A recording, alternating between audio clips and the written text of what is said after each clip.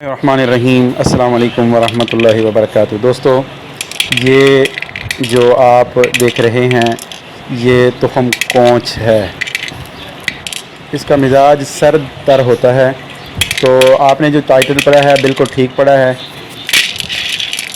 کہ 4 مردوں کے برابر مردانہ طاقت اس سے آ جاتی ہے، اور واقعہ ہی آتی ہے، اس میں کوئی شک نہیں ہے، کیونکہ اگر اوورال دیکھا جائے تو 90% مردوں کا جو مزاج ہے اس میں گرمی پائی جاتی ہے، حرارت پائی جاتی ہے۔ تو یہ جو جڑی بوٹی ہے، اس کا فائدہ یہ ہے کہ یہ سرد تر ہے، اس کا مزاج ہے سرد تر۔ تو چونکہ گرمی زیادہ ہوتی ہے تو وہ ویگرا لیتے رہتے ہیں، گرم چیز کھاتے ہیں اور گرم دوائیاں کھاتے ہیں، تو اس سے بجائے فائدے کے نقصان ہوتا ہے۔ اگر نقصان نہ بھی ہو تو لیکن فائدہ نہیں ہوتا، اور اگر ہائی سے ہائی پوٹینسی کی اگر کوئی دوائی بھی کھائیں، ٹیبلٹ کھائیں، تو اس کو جتنا فائدہ ہونا چاہیے اتنا فائدہ ہوتا نہیں ہے، کیونکہ مزاج بھی گرم ہوتا ہے، دوائی بھی وہ گرم کھا رہے ہوتے ہیں۔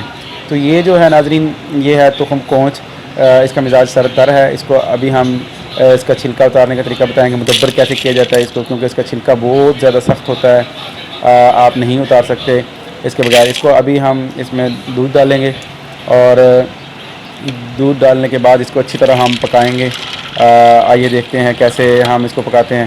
دودھ ڈال کے جس وقت یہ فل اچھی طرح ابل جائے اور اس کا چھلکا یہ پھول جائے گا، بالکل نرم ہو جائے گا، اس کا اوپر والا چھلکا جو ہے ناظرین، جس وقت چھلکا بالکل پھول جائے گا تو اس کو ہم پھر ٹھنڈا کر کے اس کو ہم چھلکا جو ہے اس کا اتار لیں گے۔ جس وقت یہ اچھی طرح چھلکا اتر جائے، نرم ہو جائے، تو دیکھیں گے اگر کوئی ہارڈ رہ گئی ہے، ابھی وہ نرم نہیں ہوئی، تو دوبارہ پھر اس کو دودھ ڈال کے اس کو اچھی طرح پھر پکا لیں گے، اور جس وقت تک وہ نرم نہیں ہو جاتا اس وقت تک یہ دیکھو یہ کافی حد تک نرم ہو چکی ہیں۔ ان کا ہم ابھی چھلکا اتاریں گے، جو رہ گئی ہے اس کو دوبارہ پھر ہم گرم کر کے ابال لیں گے، اور جس وقت تک نرم نہیں ہوتی اس وقت تک ابالتے رہیں گے اور چھلکے اتارتے رہیں گے۔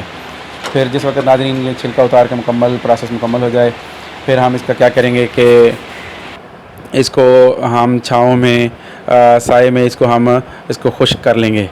تو خشک کرنے کے بعد ہم اس کو جس وقت بالکل خشک ہو جائے گا تو اس کو باریک پاؤڈر بنا لیں گے، اس کو پیس کر۔ تو اب اس کا کرنا کیا ہے، اس کے اندر ہم مصری بھی ملا سکتے ہیں۔ مصری ملا کے اس کی آدھی چمچ، جو کھانے والا چمچ ہوتا ہے، آدھا چمچ صبح اور آدھا چمچ شام کو دودھ کے ساتھ ہم اس کو استعمال کریں گے۔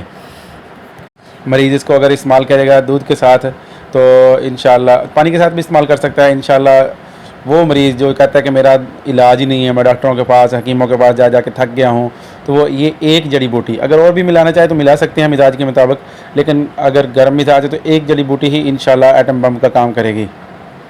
تو ناظرین، امید ہے کہ آپ کو یہ ہماری چھوٹی سی کاوش، چھوٹی سی ویڈیو پسند آئی ہوگی۔